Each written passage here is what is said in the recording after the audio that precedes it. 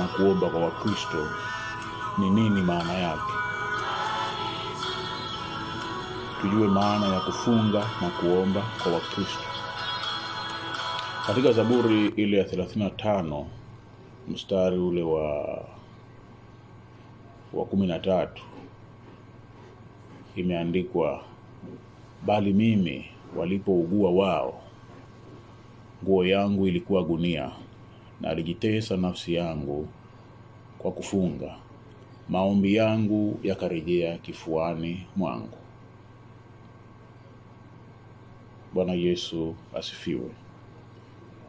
Zaburi ya 35 mstari wa 13,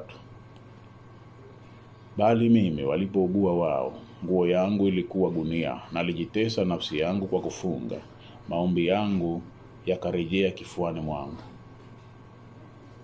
Hili ndio andiko letu la msingi ambalo tutaenda nalo katika kuangalia juu ya somo hili la kufunga na kuomba. Bwana Yesu asifiwe sana. Sasa kwa andiko hili la Zaburi tunapata tafsiri ya kiroho ya nini maana ya kufunga. Kwamba kufunga ni kuutesa mwili na nafsi kwa ajili ya kutafuta uso wa Mungu. Bwana Yesu asifiwe.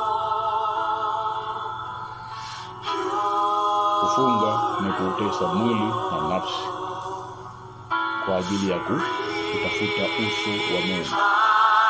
Hivyo basi, kufunga sio kuacha kula na kunywa. Kuacha kula na kunywa inaweza kuwa kushinda njaa, ila kuacha kula na kunywa kwa lengo la kutafuta uso wa Mungu, hiyo ndio maana halisi ya kufunga.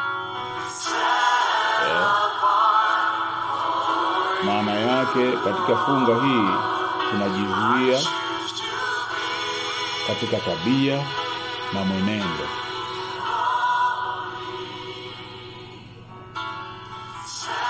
Kwamba tabia na mwenendo vinabadilika. Sio tunaacha tu kula na kunywa, hapana, bali tunabadilika katika tabia na mwenendo. Tunapata muda wa kuomba, tunapata muda wa kusoma neno na kutafakari neno la Mungu. Kwa hiyo unapokuwa umefunga, hauna muda wa kusoma neno, hamna muda wa kuomba, hamna muda wa kutafakari